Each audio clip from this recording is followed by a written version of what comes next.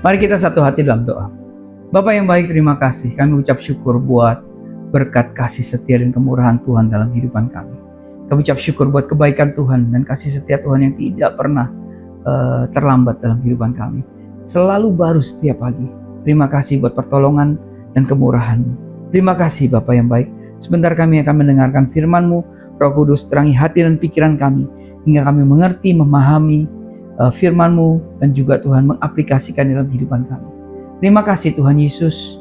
Kami mau katakan kami siap mendengarkan firman-Mu. Dalam nama Yesus, haleluya. Amin. Shalom Bapak Ibu Saudaraku, rekan-rekan terkasih, jemaat Tuhan Sisi dimanapun berada. Hari ini mungkin kita sudah mulai sibuk dengan Natal. Ya, kita mulai dengan persiapan Natal. Masuki pranatal ini, hari ini kita akan belajar kebenaran firman Tuhan dengan tema dari padang ke palungan. Kita akan belajar kerendahan hati para gembala, supaya kita bisa menyoroti, kita bisa melihat ya, bahwa di dalam kesibukan musim pranatal ini, mari kita juga meluangkan waktu untuk merenungkan adegan-adegan ya, fragmen-fragmen sederhana yang kita mungkin nggak anggap atau kita anggap remeh, yaitu sekelompok gembala di padang Efrata di luar kota Bethlehem. Bapak Ibu Saudaraku, mungkin mereka bukan orang-orang penting. Mereka adalah golongan pinggiran masyarakat Yahudi. Tugas mereka mungkin tugas yang kotor, dan bahkan mereka sering dianggap tidak sah untuk bersaksi di pengadilan. Tapi justru kepada mereka lah di malam yang gelap gulita itu, cahaya agung datang. Malam itu bukan hanya mengubah hidup mereka, tapi juga mengubah sejarah keselamatan dunia. Kenapa? Malam itu surga datang mengunjungi padang rumput, mengunjungi gembala di sana. Bapak Ibu Saudaraku, mari kita coba menyelami kisah dari Lukas 2 ayat 8 sampai dengan 20 untuk melihat bagaimana kita seperti para gembala dipanggil untuk meresponi kabar baik Kristus. Saya tidak akan bacakan dari ayat 8 sampai dengan 20, tapi saya coba membacakannya nanti ketika saya mengulas atau mengupas satu persatu ya ayatnya. Ada 4 bagian yang kita akan pelajari dari khotbah hari ini tentang para gembala di dalam perikop gembala-gembala ini dalam Lukas 2 ayat 8 sampai dengan 20. Yang pertama, menanti di tengah tugas. Yang kedua, kabar baik dan alasan memilih. Ketiga, respon dan ketaatan. Yang keempat, pemberitaan dan kemuliaan. Nah, kita akan bahas satu persatu ya berdasarkan sub-sub tema yang tadi saya sampaikan. Yang pertama, menanti di tengah tugas. Saya bacakan pada Bapak Ibu Saudaraku di Lukas 2 ayat 8 sampai dengan 9. Ayat 8, di daerah itu ada gembala-gembala yang tinggal di padang menjaga kawanan ternak mereka pada waktu malam. Ayat 9, tiba-tiba berdirilah seorang malaikat Tuhan di dekat mereka dan kemuliaan Tuhan bersinar meliputi mereka dan mereka sangat ketakutan. Nah, kita lihat ayat Lukas 2 ayat 8 sampai dengan 9 ini. Ayat ini menunjukkan kondisi para gembala. Ya, mereka tinggal di padang dan menjaga kawanan ternak pada malam hari. Kita melihat ini adalah sikap menanti yang pasif. Para gembala tidak mencari kabar. Perhatikan, mereka sedang melakukan tugas harian mereka yang membosankan dan rutin. Mereka menjaga domba yang kemungkinan besar adalah domba-domba yang akan digunakan untuk korban ya di bait suci Yerusalem. Tugas mereka penting, tapi status sosial mereka rendah. Mereka tidak sedang berada di sinagoga atau di bait suci. Mereka bekerja di tempat yang paling biasa. Amin. Nah, ternyata ketika mereka sedang melakukan tugas mereka yang rutin ini, tugas mereka yang sehari-hari ini, ada kejutan ilahi. Tiba-tiba berdiri seorang malaikat Tuhan di dekat mereka. Bapak Ibu Saudaraku, wahyu Allah, pewahyuan selalu datang pada waktu dan tempat yang tidak terduga. Seringkali mengganggu rutinitas kita yang nyaman. Tapi kita lihat, firman Tuhan katakan kemuliaan Tuhan bersinar meliputi mereka. Dan mereka sangat ketakutan. Kemuliaan Tuhan, kemuliaan Allah, doksa. Doksa ya, bukan dosa ya, doksa.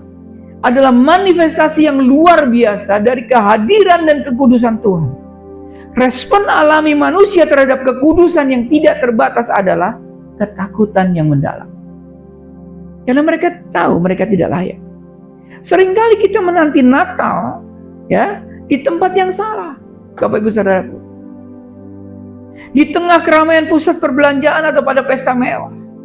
Perhatikan, Tuhan memilih padang rumput yang sederhana dan kotor. Ini mengingatkan kita bahwa Natal sejati ditemukan ketika kita setia pada tugas kita. Mungkin tugas rutin kita. Apa yang kita lakukan sehari-hari. Ya, tapi kita lihat bahwa Natal sejati justru ditemukan di situ. Disitulah kemuliaan Tuhan bisa muncul dan mengintervensi hidup kita. Artinya apa? Kita harus buka diri untuk bertemu dengan Kristus di tengah-tengah rutinitas harian kita. Apakah kita sehari ini sebagai pelajar, sebagai mahasiswa, sebagai ibu rumah tangga, sebagai bapak yang kerja di kantoran, sebagai pedagang, apapun tugas rutinitas kita, sebagai hamba Tuhan, sebagai pelayan-pelayannya. Ingat, Natal sejati ditemukan ketika kita setia pada tugas rutin kita. Sama seperti gembala ini, bukan hanya di momen-momen yang istimewa. Justru rutinitas itu Tuhan mampu, kemuliaan Tuhan mampu untuk muncul dan mengintervensi hidup kita. Katakan amin. Bagian yang kedua yang kita pelajari adalah ada kabar baik dan alasan pilihan. Kita buka dalam Lukas 2 ayat 10 sampai dengan 12. Ayat 10 sampai dengan 12. Lalu kata malaikat itu kepada mereka, jangan takut, sebab sesungguhnya aku memberitakan kepadamu kesukaan besar untuk seluruh bangsa. Ayat 11, hari ini telah lahir bagimu, ya, hari ini telah lahir bagimu juru selamat, yaitu Kristus Tuhan di kota Daud. Dan inilah tandanya bagimu, kamu akan menjumpai seorang bayi dibungkus dengan lampin dan terbaring di dalam palungan. Wow. Bapak Ibu Saudaraku, rekan-rekan terkasih, kita lihat. Ketika kita melihat ini, ya, kita lihat pesan malaikat itu justru membalikkan ketakutan mereka. Dikatakan gini, jangan takut, sebab sesungguhnya aku memberitakan kepadamu kesukaan besar untuk seluruh bangsa. Kenapa? Ketakutan mereka, ketakutan para gembala ini, ya, menjadi kesukaan besar. Kenapa? Karena pesan ini berisi klaim teologis tentang bayi yang lahir itu. Ada 3 hal tentang bayi yang lahir. Bayi itu adalah juru selamat, Soter. Dia datang untuk membebaskan dan menyelamatkan umatnya dari dosa. Yang kedua, bayi itu adalah Kristus atau Mesias. Dia adalah yang diurapi, raja yang dijanjikan akan memerintah Israel dan dunia. Dan bayi itu adalah Tuhan atau Kyrios. Gelar tertinggi yang menunjukkan keilahian dan kedaulatannya yang mutlak. Nah, yang jadi pertanyaan, kenapa gembala yang dipilih? Kenapa gembala? Bapak Ibu Saudaraku, mari kita perhatikan baik-baik. Mengapa gembala dipilih Tuhan? Ya, mengapa malaikat Tuhan datang mewartakan ini kepada gembala? Tuhan memilih gembala sebagai penerima pertama kabar baik karena alasan yang mendalam. Yang pertama, melambangkan kerendahan hati. Kristus Sang Raja tidak lahir di istana, dan kabar kedatangannya tidak disampaikan kepada raja atau imam besar. Yesus lahir di palungan dan kabarnya disampaikan kepada yang terhina. Ini menegaskan bahwa Injil adalah untuk orang-orang yang rendah hati dan yang miskin secara rohani. Itulah Injil. Kenapa Tuhan memilih gembala? Karena ini menggenapi peran gembala Israel. Kristus digambarkan sebagai gembala agung, Mazmur 23, Yohanes 10. Ya, tepatlah bahwa gembala agung datang untuk memberitakan kelahirannya kepada gembala-gembala yang rendah hati. Kenapa gembala? Karena gembala fokus pada domba. Gembala-gembala ini menjaga domba. Kristus datang untuk menjadi anak domba Allah yang menghapus dosa dunia, dan gembala yang mencari domba-domba yang hilang. Bapak Ibu Saudaraku, kalau kita sudah memahami mengapa gembala sebagai signifikansi teologis, sebagai pemilihan penerima pertama kabar baik, ya, maka kita bisa melihat tanda yang sederhana. Di ayat yang ke-12, bayi dibungkus dengan lampin dan terbaring dalam palungan. Tanda itu bukanlah keajaiban surgawi, melainkan pemandangan yang paling biasa dan paling hina. Inilah paradoks Injil. Kemuliaan Tuhan itu tersembunyi di dalam kerendahan hati yang ekstrim. Bapak Ibu Saudaraku, bagian yang ketiga, respon dan ketaatan. Kita baca di dalam Lukas 2 ayat 15 sampai dengan 16. Lukas 2 ayat 15. Setelah malaikat-malaikat itu meninggalkan mereka dan kembali ke surga, gembala-gembala itu berkata seorang kepada yang lain, "Marilah kita pergi ke Betlehem untuk melihat apa yang terjadi di sana, seperti yang difirmankan Tuhan kepada kita." Ayat 16. Lalu mereka cepat-cepat berangkat dan menjumpai Maria dan Yusuf, dan bayi itu sedang terbaring di dalam palungan. Ketika malaikat itu datang, ya, orkestra surgawi bubar. Para gembala itu tidak berdiskusi panjang lebar. Apa yang mereka lakukan? Mereka bertindak, Bapak Ibu Saudaraku. Dikatakan di dalam ayat yang ke-15, marilah kita pergi. Mereka menyadari bahwa kata-kata malaikat adalah firman Tuhan. Mereka tidak meragukan atau menunda. Justru respon mereka adalah keputusan yang sifatnya komunal dan segera. Mereka meninggalkan zona nyaman mereka, padang dan domba mereka. Kenapa? Ini harusnya jadi prioritas mereka kan, jaga domba, mereka ada di padang, tapi mereka tinggalkan ini. Demi apa? Menaati janji Tuhan dan memverifikasi janji Tuhan. Ya? Kenapa dikatakan memverifikasi? Ayat 15 katakan begini. Marilah kita pergi ke Betlehem untuk melihat apa yang terjadi di sana, seperti yang difirmankan Tuhan kepada kita. Kita mau lihat. Gitu ya. Katakan dia mau lihat, itu memverifikasi. Kemudian apa yang kita lihat lagi? Tindakan cepat dari mereka, lalu mereka cepat-cepat berangkat. Ayat 16. Ini namanya respon ketaatan yang sejati, segera dan tanpa ragu. Mereka tidak nunggu, besok hari cerah, tidak ngatur jadwal yang lebih nyaman atau mencari izin dari atasan. Mereka tahu bahwa ketika Tuhan berbicara, merespon dengan segera adalah satu-satunya jawaban yang logis. Katakan amin. Kemudian memverifikasi tanda. Apa yang mereka lihat? Mereka menemukan persis seperti yang dikatakan malaikat. Bayi dibungkus lampin di palungan, dan penemuan ini menumbuhkan iman mereka. Bapak Ibu Saudaraku, apakah kita seringkali menunda respon kita terhadap panggilan Natal? Setiap tahun kita merayakan Natal. Natal bukan hanya tentang mengingat, tetapi tentang bergerak.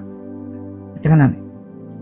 Panggilan untuk menyembah Kristus menuntut kita meninggalkan domba-domba kita, yaitu prioritas duniawi kita, kenyamanan kita atau agenda kita sendiri, dan bergegas menuju palungan. Artinya apa? Ketaatan yang sejati selalu dicirikan oleh kecepatan dan prioritas kepada Tuhan. Katakan amin. Yang keempat yang kita belajar dari para gembala ini, mari kita buka dalam Lukas 2 ayat 17 sampai dengan 20. Ayat 17. Dan ketika mereka melihatnya, mereka memberitakan apa yang telah dikatakan kepada mereka tentang anak itu. Ayat 18. Dan semua orang yang mendengarnya heran tentang apa yang dikatakan gembala-gembala itu kepada mereka. Ayat 19. Tetapi, perhatikan, Maria menyimpan segala perkara itu di dalam hatinya dan merenungkannya. Ayat 20. Maka kembalilah gembala-gembala itu sambil memuji dan memuliakan Allah karena segala sesuatu yang mereka dengar dan mereka lihat, semuanya sesuai dengan apa yang telah dikatakan kepada mereka. Wow. Setelah menemukan bayi itu, setelah menemukan juru selamat itu, para gembala ternyata berubah dari penerima pesan menjadi penyampai pesan. Yuk kita lihat. Pertama di dalam ayat 17 sampai dengan 18. Gembala yang tidak diizinkan menjadi saksi di pengadilan. Perhatikan ya, pada masa itu gembala tidak boleh. Kini menjadi saksi pertama dari peristiwa terbesar sepanjang sejarah. Setelah melihat dan memverifikasi, mereka memberitakan, gnorizo, ya, memberitakan apa yang telah mereka ketahui. Mereka tidak bisa menyimpan sukacita itu untuk dirinya sendiri. Dampaknya apa? Semuanya yang mendengarnya heran, kaget. Kenapa? Karena kabar tentang raja yang dilahirkan di kandang adalah paradoks yang mencengangkan. Ayat 20. Kembali, ya, kita lihat, kembali dengan kemuliaan. Mereka kembali ke padang rumput. Jadi setelah mereka ketemu bayi itu, ya, mereka menyampaikan, ya, dari pembawa pesan, kemudian mereka menjadi penyampai pesan. Setelah pesan disampaikan kepada orang-orang di sana, mereka kembali. Mereka kembali ke padang rumput dan pekerjaan yang mereka yang membosankan. Tapi mereka berubah. Gembala-gembala tidak lagi sama. Waktu mereka kembali ke padang, mereka kembali sambil memuji dan memuliakan Allah. Karena segala sesuatu yang telah mereka dengar, yaitu wahyu dari malaikat, pewahyuan dari malaikat, dan mereka lihat, yaitu verifikasi di palungan, itu membuat mereka memuji dan memuliakan Allah. Bapak Ibu Saudaraku, ketaatan yang mendalam selalu mengarah kepada pemulihan Allah.